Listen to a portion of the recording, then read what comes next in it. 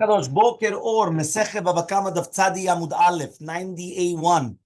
We just started off the page by speaking about Rava. The Rava comes and he says something very interesting. Hekdesh, Chametz, V'Shichrur, they take away from a shi'abud. What does that mean? If a person comes and he subjugates his Chametz for a loan, meaning, I have to pay you back, I'm going to pay you back with this Chametz. And now it comes Pesach. So Pesach, it's a Surbana Chametz. So that takes away, it's mafkia from the shi'abud. Chametz, shichrur, which is shichrur avadim. I'm going to liberate this slave. So I came and I say, if I don't pay you back, I'm going to have to give you my slave. I come and I mishachrer oto. I come, I liberate him. Or ekdesh, right? What does it mean, ekdesh? Right? Obviously, you're going to come and you're consecrated, right? So you're going to give it to the ekdesh.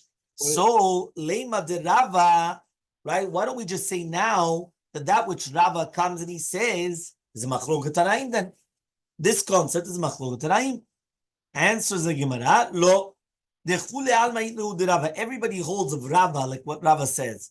But here,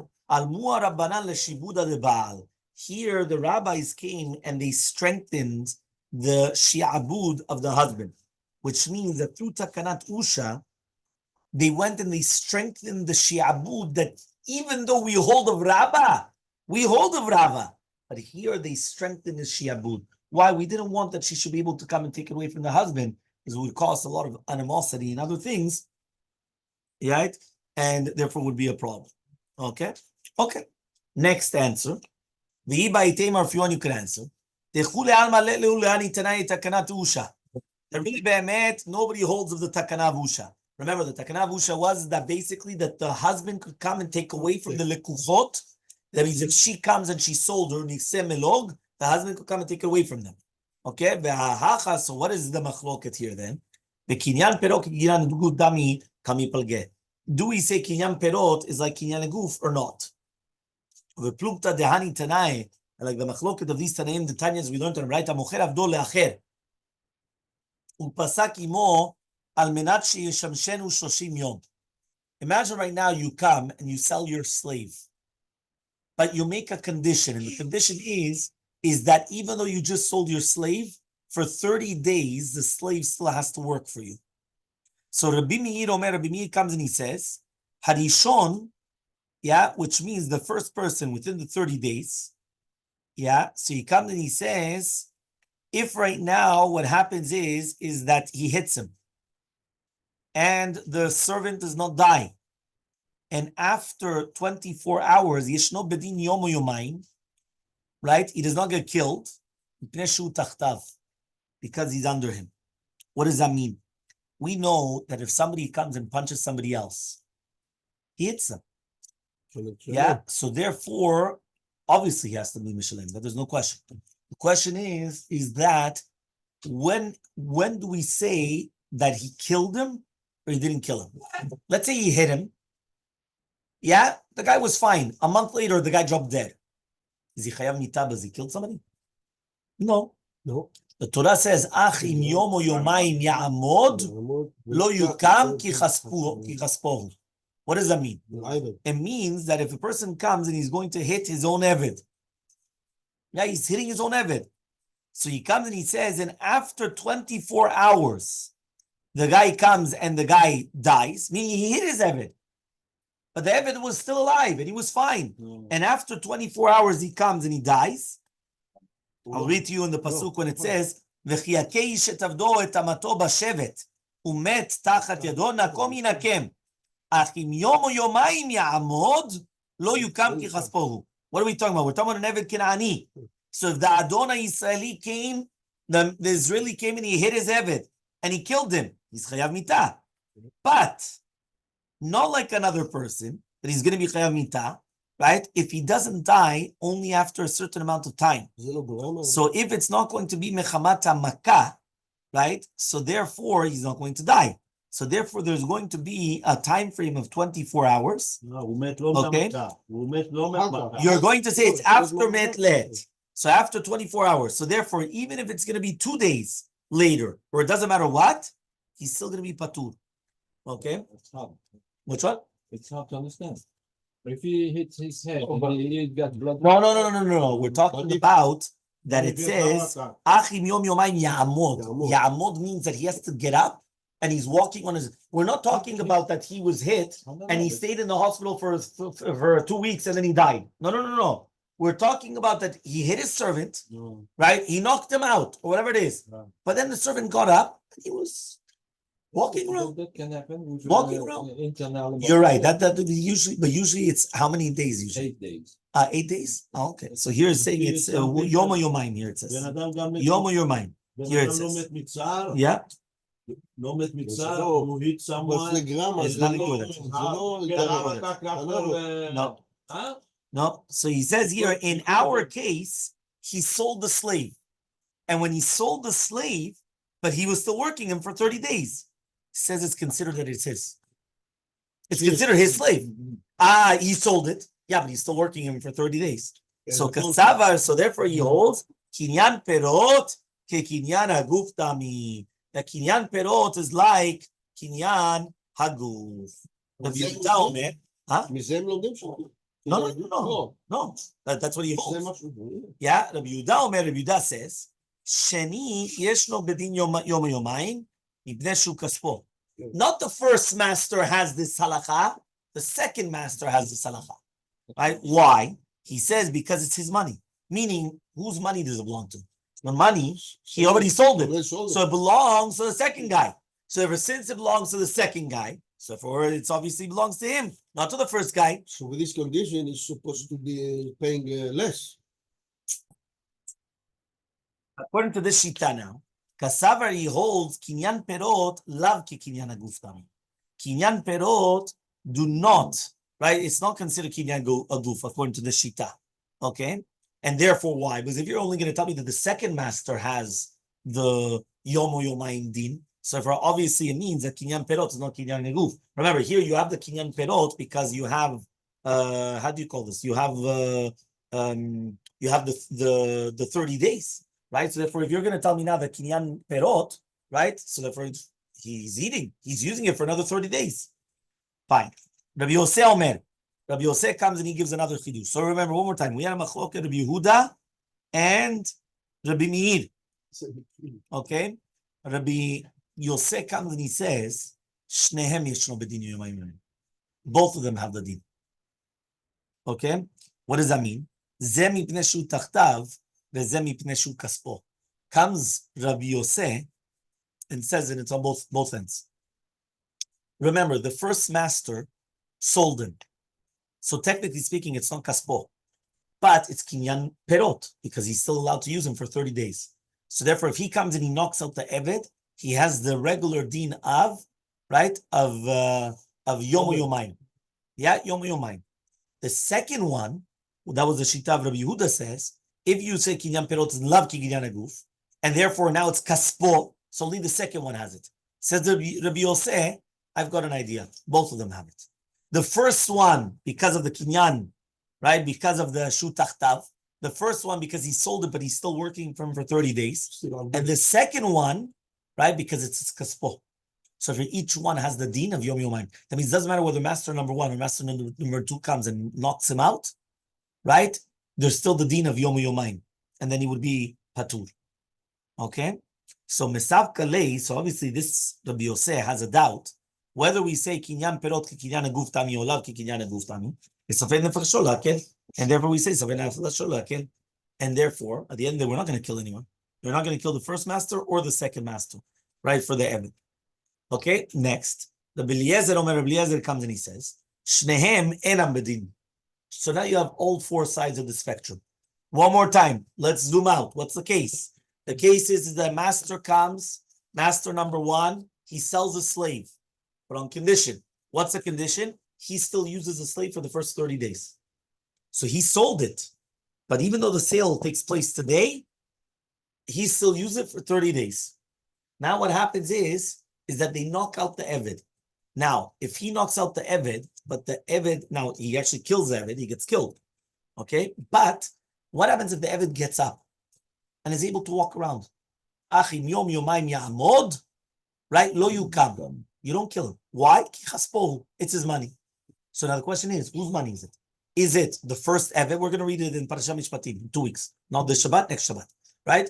Do we read it? Do we say that it's going to be the first Evet, the first master, the first Adon, he's the master, or the second one? So Rabbi Meir says, first master. Rabbi Yehuda says, second master. Rabbi Meir said the first master. Why? Because obviously it's kinyan perot ke kinyan guftami. Since the first master is still allowed to use it for 30 days, it's his. Rabbi Yehuda says, no, kinyan perot lav ke kinyan guftami. Therefore, whose money does it belong to? Second master. So only the second master gets the din of Yom Yomayim. Because the din of Yom Yomayim Yamod is only by the master.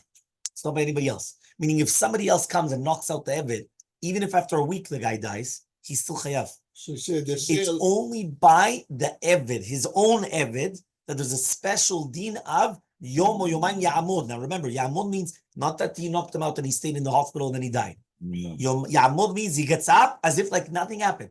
And he's going around and then nothing happened. And then all of a sudden, boom, he drops. Then he dies. So what happens is that we have a four-way machloket. Rabbi Meir, first master gets the din of Yom Yomayim. Rabbi Yehuda, second master gets the din of Yom Yomayim. Rabbi Yosef, both of them get it.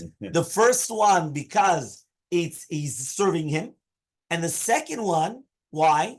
Because it's his money, and therefore we come and we say there's a doubt whether it's we say right the kinyan perot ki kinyan aguf. 1 minute, right? And the last shita is Rabbi Eliezer. What is Rabbi Eliezer? None of them get it. Why do we say none of them get it? He says this one because he's not serving him, meaning the purchaser, he's not serving him. So even though it's his money, he can't do anything. And the first master, it's not his money. Meaning instead of taking the two points and using it for the positive, now I'm coming and using it for the negative. So according to Shitat Rabbi Eliezer, it does not help. So now we have to understand, but why does Rabbi Eliezer actually say that? So Amar Rava comes and he says, "My tamad Rabbi Eliezer." What's the reasoning of Rabbi Eliezer? Amar Kra, the pasuk says, "Ki chaspohu." What does it mean, chaspohu? Chaspoa miyuchad lo. When it says because it's his money, but the pasuk said, "Lo yukam ki chaspohu." So therefore, the pasuk says that it's his money. It has to be miyuchad to him. What does it mean, kaspo miyuchad? Miyuchad means that it cannot have anybody else jurisdiction over him. Here, for the first 30 days. What? One second. After 30 days, right? Within the 30 days, sorry, there's still somebody else that has a jurisdiction. So since a person has a jurisdiction, so therefore, right, he's not going to be kaspo hamiyuchad lo. So says the Gemara, Keman Azah Aman Amimar. So who does it go like that which Amimar says? Ish v'isha shemachlu b'niksei melog lo asu lo klum. Amimar comes and he says that whether it's the man or the woman that sold b'niksei melug, meaning whether the husband or the wife, wallo, it's nothing. Who does that go like? So says the Gemara, Keman Rabbi Eliezer goes like Rabbi Eliezer. Why? Because according to Rabbi Eliezer, one of them can't sell it because it's not his money, and the other one cannot sell it because it's not kaspo miyuchad. Meaning, the husband cannot sell it, and the isha cannot sell it because it's not kaspa miyuchad. It's not miyuchad because the husband eats the pirot. So man tana lehad tana rabanan, and who's the tana that holds that which Rabbi said? He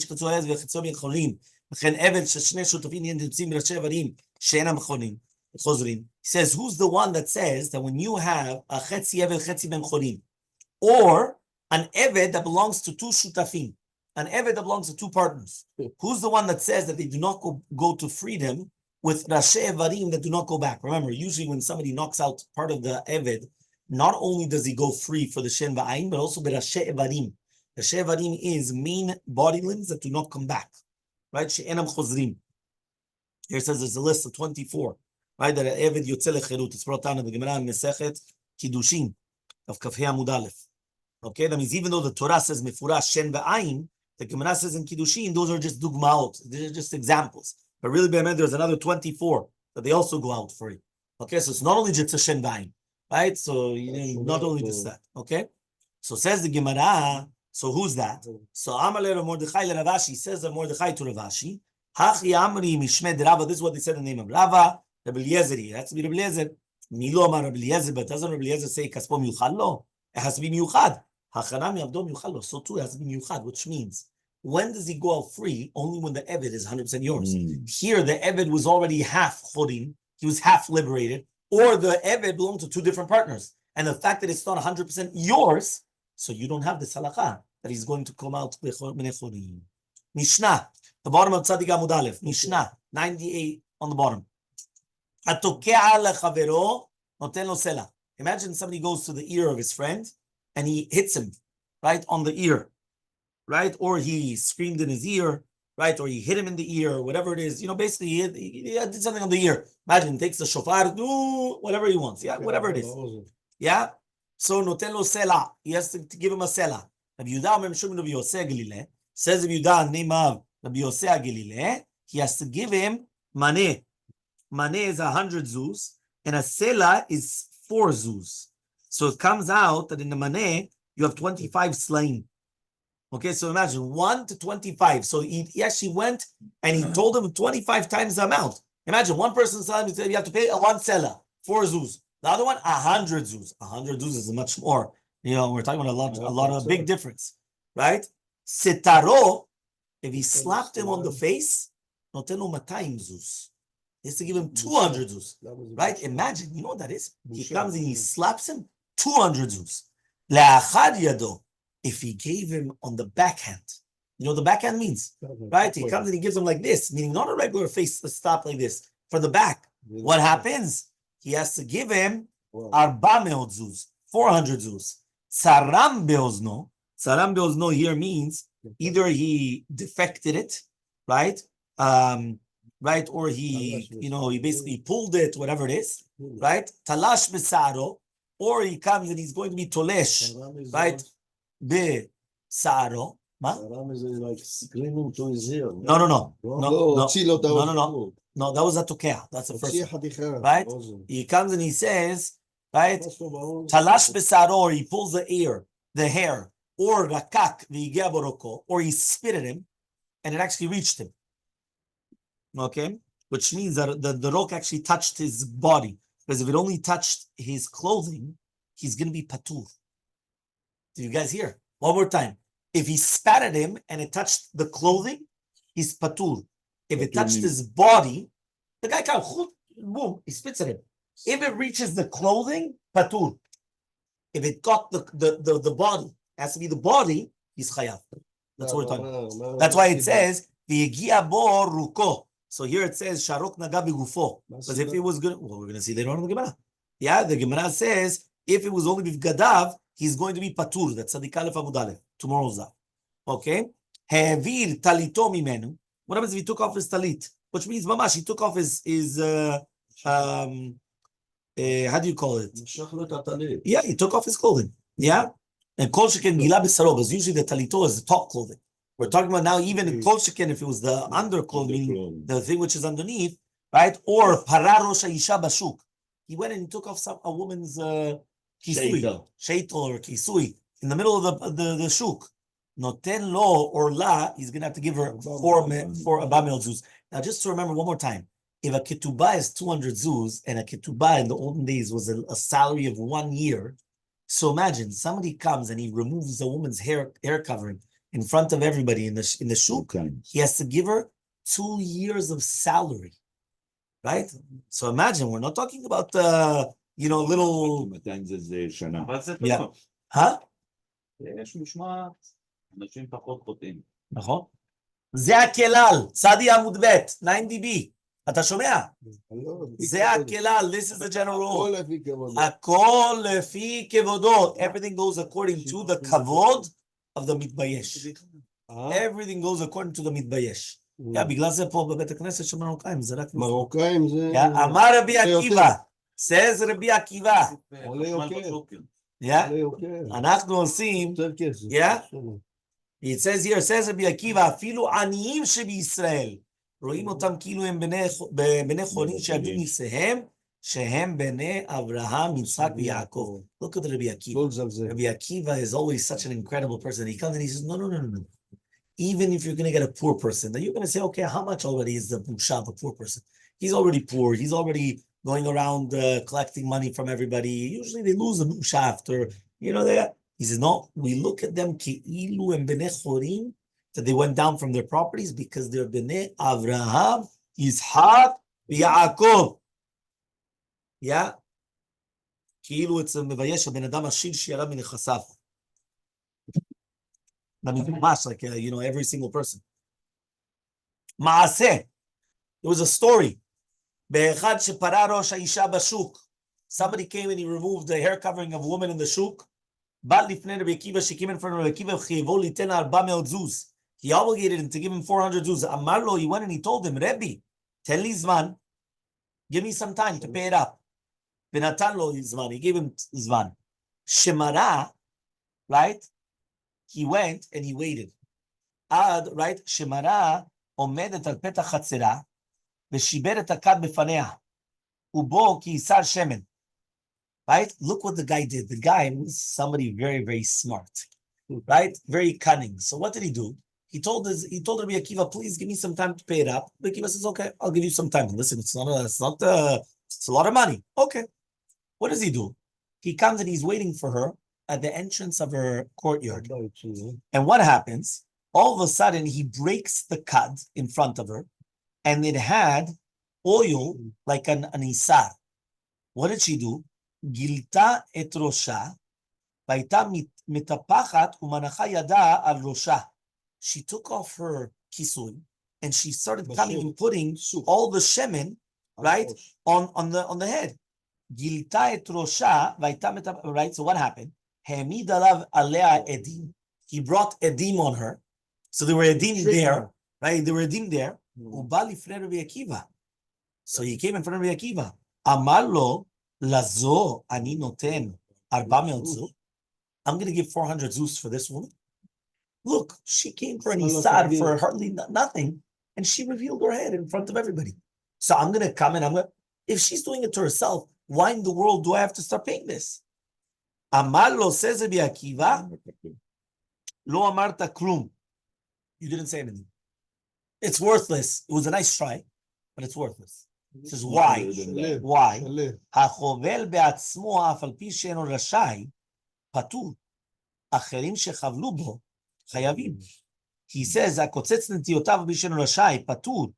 אחרים חייבים. He says, I don't understand. Are you allowed to come and punch yourself? Yeah. No? It's a sur. No. מצד הלכה, it's a sur. צד הלכה. החובל אפילו בחברו. You're not allowed to inflict in yourself a wound. It's הלכה. You're not allowed to. Right? It's a sur. Right? That's what he says. He says, החובל בעצמו. We're going to learn it in the Gemara Tzadik Aleph. Everyone listen carefully. Tzadik Aleph Amud Bet, we're going to learn the Mekor in the Gemara that you're not allowed to inflict yourself. Some people think that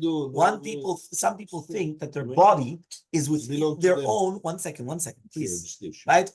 Some people think that their body is within their own possession, which means they can do whatever they want with their body. It's not true. Right? Some people come think, one second, please, everyone, let me finish and then we can talk. Yeah, one more time. Some people think, and this, by the way, is also where the Mekor of smoking and all those other things. Why? Because some people think, listen, I could do whatever I want. I could take whatever sugar that I want. I could take whatever thing that I want. I could do whatever I want. Why? What's the problem? No, you're not allowed to inflict in yourself a wound. Now, even though there's the nisur, but if you do it, you're patur. What are you going to do? You're going to tell the guy, listen, pay yourself. You're patur. At the end of the day, there's no monetary compensation, right? That you have to pay somebody. Well, you're going to pay bedin there because you want to. You're patur, right? But he comes and he says, right? But he says, if you still do it to other people, right? Or other people do it to you, doesn't matter. Meaning, imagine right now, I come and I see that you come and you punch yourself. So I walk by you, boom. You say, hey, what do you do? Well, I saw you punch yourself. I saw you like it, so I gave you one also. What's the big deal? No. You're going to be chayav. The other guy, even though it's a sur to do it to himself, you're patur. Here you're going to be chayav. Yes, 100%. Yeah. 100%. So here it says the same halacha applies, right? The same halacha applies with kotzes nitiotav. You're not allowed to come and start cutting down your own trees, right? And all these things, right? So he comes and he says, it's lo tashchit etzot. But even though you do, but you're not going to be obligated to pay, right? But other people that do it to you, you're going to be chayav. So the same thing, meaning that even though the woman came and she embarrassed herself publicly, when you embarrass her, you're still chayav to pay. And therefore, you're not going to be patur. So let's see the Gemara. Gemara says, so they asked the question, we said that you had to actually give maneh. What type of maneh? Are we talking about the maneh tzori or maneh medina? What's the difference between them? There's two different types. There's kesef tzori, kesef medina. Kesef tzori is 8 times, right? Kesef medina. Meaning, for example, I'll give you an example. Dollars. So what type of dollars? We're talking American dollars, Canadian dollars, Australian dollars? Which dollars? Right? So that's the question. Okay? So he comes and he says, that's the question. Which type? So Tashema, so we wanted to bring a proof that this is the, right, Rabbi Yehuda Nasiya. Sorry. Rabbi Yehuda Nasiya is always the grandson of Rabbi Yehuda Nasi, right, of Rabbi. Elmaleh, he told him, Ha'ana ha-Rabbi Yosef Galileh. He says, I am, right, Ineani, and this is Rabbi Yosef Galileh, right? What does that mean? Whether it's talking about, the Gemara is going to explain what is the covenant of Rabbi Yehuda when he says that. Ha'ana ha-Rabbi Yosef Galileh, Havle, he will give him a netzuri, which means it's 8 times the amount. Bigger. So we're not talking about the small amount, we're talking about the bigger amount, okay? It's the bigger amount of the money. So my, says, what does it mean? Ha'ana ha-Rabbi Yosef Galileh. So, if you're going to tell me this is what it means to say, Ha'ana de chazitich, that I saw you hit your friend. Rabbi Yosef is the one that says, Manetzuri, Zila havle manetzuri, so give him a Lememra de ed nase dayan. Well, you're going to tell me that an ed nase dayan. Tanya, we learned, that means we know that an ed cannot become a dayan. Okay? So he says, Vatanya, we learned in a Braita, Sanedrin sharau echad sharag et nefesh, miksatan na'asu edim, some of them become edim. And part of them become dayanim. Tivrei Rabbi Tarfon, those are the words of Rabbi Tarfon. Rabbi Akiva says, Kulam edim, everyone's edim. Then ed na'aseh dayan, and they cannot become dayanim at all. Right? So basically the question is, if an ed cannot become a dayan, how does it mean that Rabbi Yehuda says, ha'ana, meaning that kilu, I saw you do it. And then he says, Rabbi Yosef says this. So what's the pshat? So Adka lo kama Rabbi Tarfon, ela de biksatan edim, et tzadar na'asu dayanim, aval ed na'aseh dayan lo kama. He says, no. That which also the Danim themselves, that they saw that it's Tzicha, is not going to be posel min lashem ve'ladum maaseh if they're going to hear it from Edim. Aval ed naaseh dayan. But an ed can become a dayan, right? Even according to Rabbi Tarfon. And therefore, how does the Yehuda Nasiya come and he's saying that he saw it himself, right? According to this, which means Rabbi Tarfon comes and he says that an ed, right, that sees but does not testify, he can be a dayan. However, though, right, we're only going to be testifying according to other witnesses. So one more time, according to Rabbi Tarfon, you have, let's say, 20, let's say there was an entire Sanhedrin, 71 dayanim. They saw somebody in front of their own eyes come in front of the entire Bedin and he killed. So according to Rabbi Akiva, they're all witnesses, they're all psulim. That's it. They cannot become dayanim. They can only be witnesses, but they can't become dayanim. According to Rabbi Tarfon, split. All you need is 2 people that you're going to be the 2 people, the edim, and all the rest are going to be the dayanim. Now, technically speaking, those dayanim, they saw it. But as long as they're not testifying, the ed can become dayan. Meaning, because right now he's not doing a dut. He's not actually giving testimony. So what is an ed for? An ed is only somebody that comes and gives witness testimony. Okay, if he's not so he's going to give testimony. No, but only 2 have to give testimony. Okay. All the rest could be dayanim. Okay. I understand, but now, technically speaking, though, but they witnessed it, but they're not called edim. Meaning that there's going to be bias. Doesn't matter, but it doesn't matter. But an ed could become a dayan. Meaning, when do we say an ed cannot become dayan? Only if they're giving the testimony. But here they're not giving the testimony, so therefore they can actually do this. Technically. So says the Gemara, Kitanya hi. When do we say this? Kigon shrau balayla delal mevadina ninu. Says no. What happened is the one that we say this Braita, where the dayanim they saw it in the nighttime. And therefore, during that time, nobody could judge.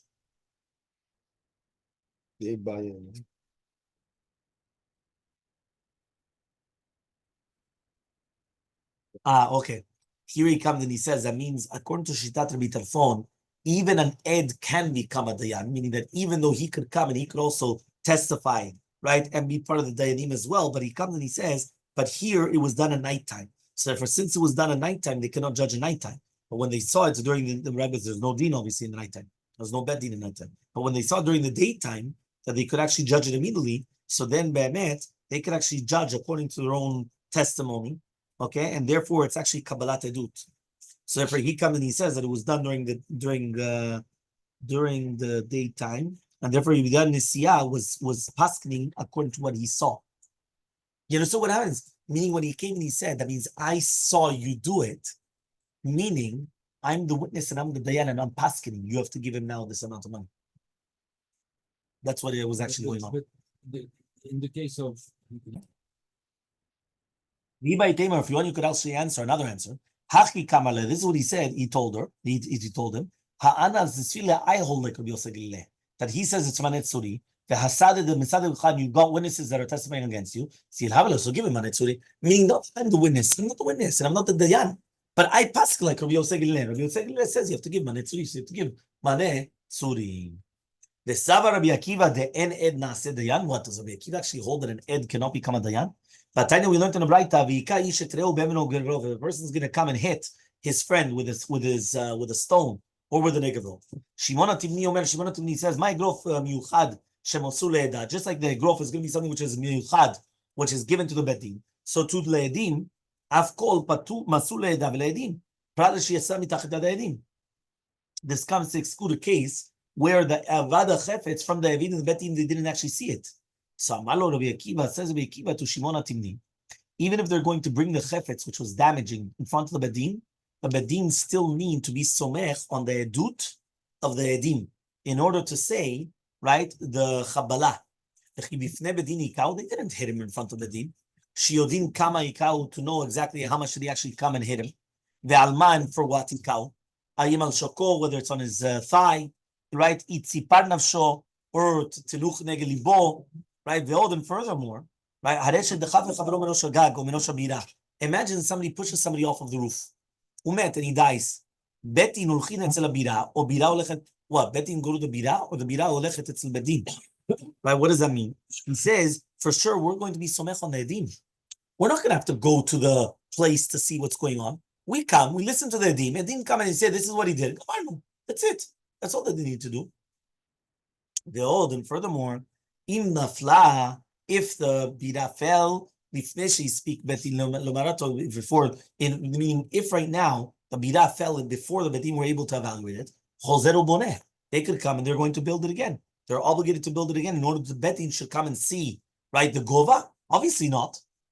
Are you going to obligate the bedim to come and tell them, listen, you know what? One second, bedim say, you know what? Build it up again because we want to like replay what exactly happened. We don't have to do that. Ella. My grof yuchad shumasuladim. Of course, shumasuladim. Prat l'shiyatza even tachat yad shel makeh, right? Shepatur. This comes to the school only if it came out of the one of the actual that actually hit. Okay, before the din saw it, that is going to be patur. Tani miyat. However, though we learned, Amar lo Rabbi Akiva says Rabbi Akiva chibitnem bedin ikau shedin kama ikau ha ikau bifnehem en nasadean. So he says we asked Kilu and Rabbi Akiva. He told Rabbi Shimon Tamini. He says, what? Do you think it didn't happen in front of Bedin? Mashma, that if it did happen in front of Bedin, then Ed could become Dayan. So answers the Gemara, no, you're right. No. He was only saying it in the Shita of Rabbi Shimon Timni, but he himself does not hold of it. Meaning he himself does not hold an Ed Nasid Dayan. Really, I meant Ed Lo Nasid Dayan according to Rabbi Akiva, but he was going in Shita of Rabbi Shimon Hatimni, that Ed can Nasid Dayan. Okay. Atimni. Yeah. Tanu Rabbanan. Yeah. Yeah. He comes and he says, Tanu Rabbanan. He learned in a Braita. Short tam shemit vizik. When you have a short tam that comes and he's going to kill, and he also damages. Okay, so you have a short tam, kill someone, but he also damages. Okay. Danin oto dine nefashot, so obviously you only done dine nefashot, not dine mamonot. Muad shemit, but if it's a muad that damages, right, that kills and also damages, you do dinei mamonot first, and then you do dinei nefashot. Okay? Kadmu v'danu dinei nefashot, but if they first did dinei nefashot, en chozim dinei mamonot. You don't do dinei mamonot. Everyone understood the trampa? Because one is more. So usually we say kim lebedraba mineh. So once you do kim lebedraba mineh, right, that means you give him the stricter punishment. You can't do the lighter punishment. So when both of them did damages and killed, so if it's a tam, you only do dinei nefashot, and you don't do dinei mamonot. Okay, why? Because since he's only going to pay me before, so in such a case, he's worth nothing. because since you're going to kill him, he's worth nothing. So you can't pay damages from gufo. Okay, that's a tam. But a muad, you don't pay me gufo. You pay from the best of your properties. So therefore, first you did in mamonot, and afterwards you did in nefashot. But if you did the nefashot first, kaddish, that's it. You can't do any more the mamonot. So says the Gemara, my havi. So what do I care? Even if you do the din nefashot first do the din nefashot, then afterwards do the din mamonot. Rava says, they were coming and saying, Hamani, who is this? Shimon Timni. Tamar that he says, my growth miuchad shemasul leida velayedim. What does that mean? Just like we learned that according to Shimon Timni, he needs that the betin are going to check it themselves in order to evaluate if that was actually that way. That means Shimon Timni has a special halacha. He wants them to see it again. Like he has the bedin should actually see exactly what's going on. Okay? Ela bainan tzadikal famudal from the top. Ela bainan umdana de bedina, but we need an umdana de bedina. Kevin the gemar veha, Kevin the gemar dina. So now, since you already have the gemar din lemiktala that you have to actually kill this animal, lo mashin lo umdana de bedina. We're not going to do any more umdana de bedina. Lo me'anin bedine, and we're not going to come, and we're not going to check right in this fashion. Va'amina lu ana, right? So it says over here, and we're going to say afilu temer Rabbi Kiva. Even if you're going to tell me so Rabbi Kiva. What are we dealing with? The Baal Ashur, he ran away. So since the Baal Ashur ran away, we cannot judge him right on his shore. Remember that in order to judge on the shore, right, the Baal Bayit has to be there. So if the Baal Ashur runs away, you cannot judge on the shore anymore. So says the Gemara, Ibarach, right? One second. You're telling me that he ran away. So if he ran away, you can't judge him dinei nefashot. So even if he didn't do dinei nefashot, but how do you do dinei mamonot? You can't do them at all. This is not the kabil tzadi ubarach.